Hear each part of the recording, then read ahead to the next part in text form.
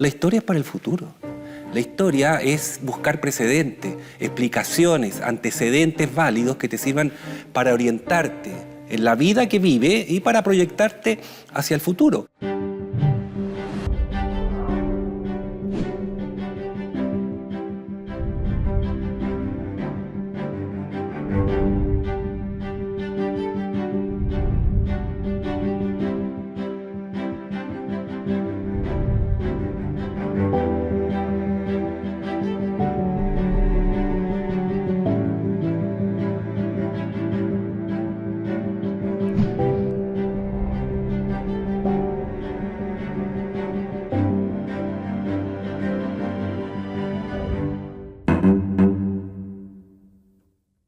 Soy Rafael Sagredo Baeza, profesor, historiador, académico en la universidad, investigador en la Biblioteca Nacional, autor de libros. Esa es mi vida. Bueno, estamos en la Sala Medina, en la Biblioteca Nacional de Chile. La Sala Medina es una biblioteca que perteneció a un gran erudito, historiador, coleccionista, historiógrafo, polígrafo, llamado José Toribio Medina, que entre otras cosas durante su vida publicó como 500 obras y por eso es muy reconocido como un gran americanista, o sea, un estudioso de América. Su obra más importante, a mi juicio, es su propia biblioteca. Y esta biblioteca es esta sala en donde se reúnen objetos que pertenecieron a él y a su familia, con su mujer, Mercedes Ibáñez, y que finalmente terminaron donando al Estado chileno, a la Biblioteca Nacional de Chile, el año 1925. Él publicó, escribió, copió, transcribió todos estos libros que estamos viendo acá.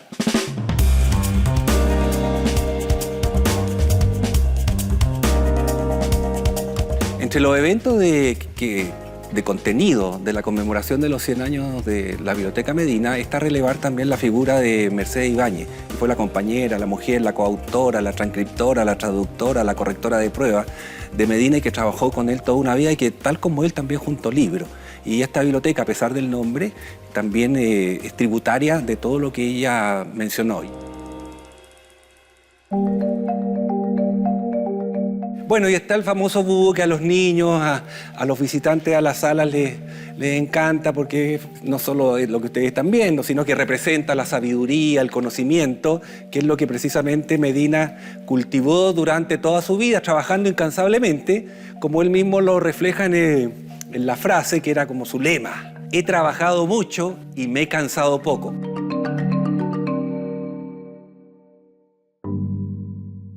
Siempre me preguntan si la historia es para el pasado o para el futuro. Y en realidad es una pregunta que da la oportunidad de explicar bien de qué se trata.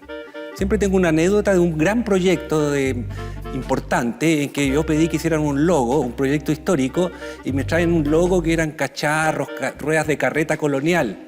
O sea, la historia es para el futuro, porque la historia en el fondo te sirve para formar el pensamiento crítico.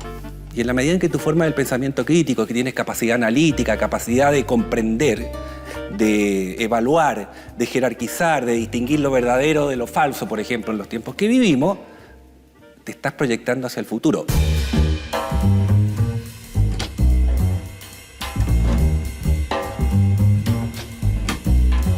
La historia, junto con esta capacidad que tiene de formar la conciencia crítica, el pensamiento crítico, a mi juicio debería tener también la intención, por lo menos, de contribuir a formar la ciudadanía, a formar ciudadanos, ¿cierto? Que promuevan una cultura democrática, que sepan convivir. Y para eso la historia, a mi juicio, resulta un conocimiento muy útil, sobre todo porque ofrece precedentes. Contribuye a la formación de la persona. Tener conciencia histórica, a mi juicio, tiene mucha importancia porque primero te hace parte de una comunidad, nos hace más responsables, nos hace más empáticos, nos hace más solidarios.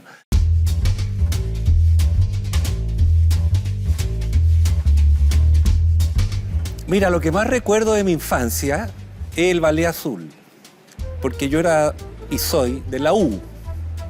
Y yo, a pesar de que yo era un niño en los años 60, iba al fútbol, iba a los clásicos universitarios. Tengo en mi infancia como un momento feliz. Iba con mi papá, que era fanático del Colo-Colo, y mi hermano, colocolino. Iba con un abuelo el Tata Anatol, que era de la U. Y él me hizo de la U. Una infancia muy politizada por los mensajes presidenciales, las elecciones, esas grandes concentraciones, la Marcha de la Patria Joven, etc. Yo sí se leía mucho el diario, las revistas como Ercilla, la revista Paula, se escuchaba mucha radio. A pesar de que el hito sería cuando se suscribió mi papá a la revista Mampato, que empezó a aparecer en el año 68. Y ahí ya nosotros leíamos. Esta revista Mampato tiene la gracia que presentaba la cultura, la historia de una manera absolutamente diferente, mucho más atractiva, por lo pronto en color. Y además porque te explicaba la historia mucho más allá de que fuera política, batalla, gente siempre patriota, siempre luchando por la libertad. Lo que todos sabemos que no es tan así, pero en esa época se creía que era así. Y entonces amplió de alguna manera lo que entonces entendíamos por historia, con personajes atractivos. Yo me hice devoto de esta revista, entonces esperaba que mis hermanos la leyeran y yo me la apropiaba y la recortaba y archivaba por tema. Yo salí del colegio en el año 76 y se supone que iba a estudiar Derecho, pero también me gustaba la historia. Finalmente quedé en pedagogía en historia y desde el principio lo empecé a pasar bien. Y tuve la suerte de vincularme con profesores muy buenos, que yo respeto mucho hasta el día de hoy, y que me formaron y que me pidieron que fuera ayudante. Y sobre todo tuve la suerte de conocer a la que actualmente es mi señora, y que era compañera de curso, y como a los 2 años de ser amigos, de compartir, nos pusimos a pololear. Y la gracia que tiene esta historia es que ella era muy aplicada, pues. Y yo era ahí nomás. Pero me daba vergüenza pololear con alguien que le iba tan bien, entonces me empecé a forzar. Siempre he valorado el estímulo que Pilar ha representado para mí y yo para ella, espero. Siempre he tratado de estar a la altura. Y entonces eso me hizo ponerme responsable. Ahora, nosotros estudiamos en la época de la dictadura. Y eso es muy importante porque también, a pesar de todo, formamos un grupo con compañeros de curso que nos vemos hasta el día de hoy, que era un grupo de oposición, que nos reuníamos a discutir textos, a buscar, digamos, un espacio de libertad de tratar lo que no se trataba en la universidad misma, ¿no? Fue muy estimulante para todos ese grupo hasta el día de hoy, todos profesionales, historiadores, profesores, gestores culturales, etcétera.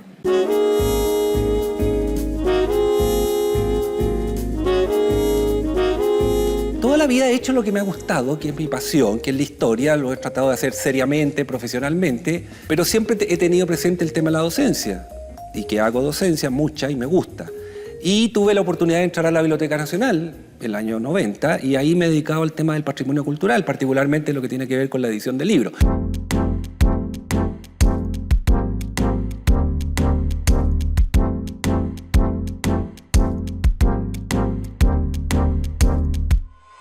Y también he estudiado la historia de las mentalidades, historia de la vida privada, historia del cuerpo. Y lo que más he hecho, diría yo, es historia de la ciencia, entendiendo el papel de los naturalistas, los exploradores científicos como Humboldt, Malaspina, Clothier, Darwin en América. Y también a la historia social de la cultura.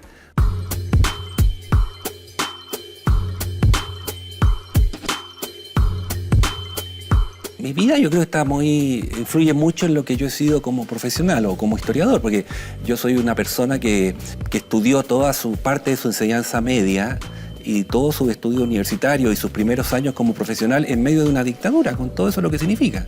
Y eso refuerza mi convicción de que la historia no es una cuestión así solo para el placer intelectual, por saber cosas interesantes, por lucirse en una... No. Debe contribuir a lo que yo llamo cultura democrática, convivencia, a tratar de hacer comprender que es muy diferente la vida en una dictadura que la vida en un sistema democrático, por muy defectuoso que éste pueda ser. Vivimos en un mundo en que todo lo que ocurre es histórico, todo es un hito, todo es épico, todo es dramático. Y la prensa contribuye bastante a eso, ni qué decir la televisión. Pero creo que eso es grave y no contribuye para nada a la convivencia, en primer lugar, porque te pone en posiciones extremas. Y la historia, una de las virtudes que tiene es de acercar posiciones al ofrecer precedentes. Nunca ha pasado esto. Oye, ha pasado, no sé. Nunca se ha cambiado una constitución. La hemos cambiado no sé cuántas veces. Yo pienso que hoy día lo que estamos viviendo es una crisis de crecimiento, no una crisis terminal, provocada por la expansión de Chile de los 90 en adelante, que ha significado, ¿cierto?, una transformación evidente en nuestra sociedad y que se manifiesta en esta tratar de adecuar la institucionalidad, ¿cierto?, a la nueva realidad social, con toda la discusión que esto implica. Pero esto yo hasta ahora lo veo como algo positivo. ¿Por qué? Porque se está haciendo en paz. Cuando uno ve la experiencia histórica, en momentos parecidos a este, de grandes transformaciones y de crisis, hemos terminado en una dictadura, tratando de cambiar lo que haya que cambiar. Por lo pronto, en este mundo moderno, tecnologizado, esta clase magistral de los niños callados durante 40 minutos ya no, a mi juicio, ya no se sostiene. Lo que tendría que promover la educación y también en la historia es la explicación, el significado de esos contenidos.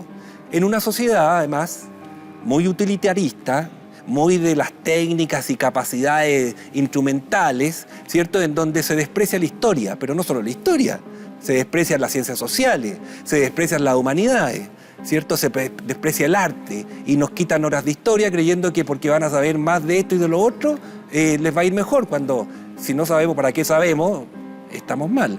Se supone que la historia tiene que ser todo edificante. Bueno, la historia tiene que ser como tiene que ser nomás, una explicación. Si resulta edificante, bien, y si no, ni modo, será el contraejemplo para así ser edificante. Tenemos que hacer una historia que sea comprensible y que las personas capten como necesaria para comprender el mundo en el que viven. Y mucho de lo que nos han enseñado como historia no es eso. Lo que se entiende por historia de Chile, tradicionalmente, en realidad no es la historia de Chile, es la historia de la élite chilena. ¿Y qué? La de Santiago nomás. Nos quedamos cortos, ¿no? Es comprender que lo que somos también es resultado de un acontecer, de una acumulación histórica y que nosotros no podemos pretender, como algunos han pretendido, partir de cero.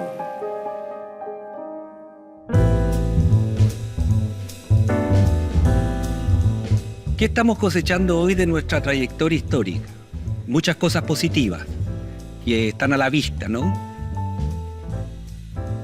Somos una comunidad diversa, con objetivos muchos diferentes, pero comunidad al fin y al cabo. Tenemos un futuro común. Hemos hecho progreso en materia económica y social, pero también tenemos lastres como son fundamentalmente el de la desigualdad, el de la segregación, el hecho de que el lugar de nacimiento define prácticamente el destino de una persona, define una vida, o sea, y eso es intolerable en el mundo que vivimos. El tema de la distribución del ingreso, el tema de la violencia, ese tipo de cosas que son un lastre, se incrementaron por este individualismo, ¿cierto?, llevado al extremo. Soy optimista, es un país efervescente, es un país, ¿cierto?, en movimiento, es un país que habla cosas que antes no se hablaban, es un país que trata de hacerse cargo de sus problemas y para eso, entre otras cosas, sirve la historia. Hacerse cargo de la historia es conocerla en primer lugar, es tener conciencia de que somos parte de un continuo que comenzó mucho antes que nosotros y que esperemos tenga, ¿cierto?, un destino todavía mayor, que formamos parte de una comunidad, que formamos parte de una realidad, no solo una realidad natural, sino que también una realidad cultural que es historia.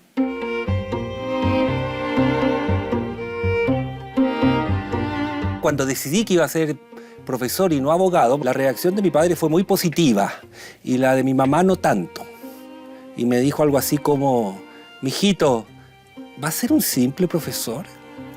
Y esa visión social que existe del profesor hasta el día de hoy, lamentablemente, que no es valorado socialmente y muchos padres creen que un hijo que tiene buen puntaje porque va a estudiar profesores o para profesor poco menos que se va a perder en la vida.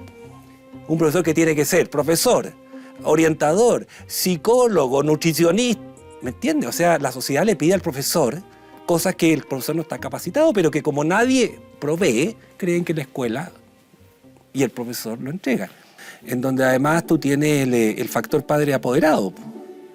Y el factor padre apoderado para un profesor es una situación a considerar, porque a veces los padres apoderados creen que saben más que el profesor y que lo que ellos deciden es más importante que lo que pueda decidir un colegio, una autoridad o un profesor.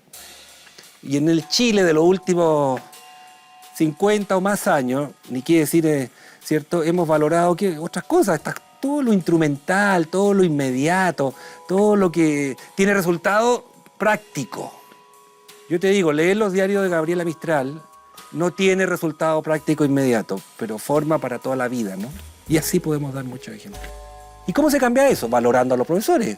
¿Y cómo se valora a los profesores? Pagándole por una labor que se supone que es fundamental, respetándolos. Yo, si un médico me dice que tengo que hacer esto, lo hago. Si un profesor dice esto, entran 10 personas a discutir si lo que está diciendo el profesor vale la pena o no. La importancia de la técnica y la ciencia y del conocimiento en el desarrollo de una comunidad es fundamental, porque el saber es lo que te hace progresar. Cuando uno habla de Chile, normalmente se dice que la historia la han hecho los políticos, los militares, de vez en cuando un intelectual, un historiador, un jurista como Andrés Bello. Bien, ¿por qué no? Dejémoslos ahí, pero complementemos eso con otras personas que tenían otras actividades. Un científico, un naturalista, que medía el territorio, que exploraba minas, que recorría el desierto. Bueno, gracias a esas personas también estamos acá. El país lo hacemos todos hemos contribuido. Y hay sectores invisibilizados, como por ejemplo los profesionales y sobre todo los técnicos, que son lo que hoy día se necesita en Chile. Todo ese tipo de cosas que son muy importantes y para que funcionen las cosas, ¿no? La historia sirve, entre otras cosas, porque te muestra precedentes. Uno de los precedentes que te muestra la historia es que siempre ha habido crisis y que siempre, más tarde o más temprano, se sale de las crisis. Hay una excepción. La crisis ambiental que estamos viviendo, no sabemos, estamos en eso, pero la crisis económico-social siempre se sale de las crisis. Si yo me siento parte de una comunidad que tiene una historia, como sería la de Chile, me siento responsable de una continuidad, ¿no? Y yo trato de no hacer cosas que vayan en contra de eso. Bueno, quizás alguien dirá, mire, qué idealista, qué inocente. Bueno, pero esa es mi visión de la historia.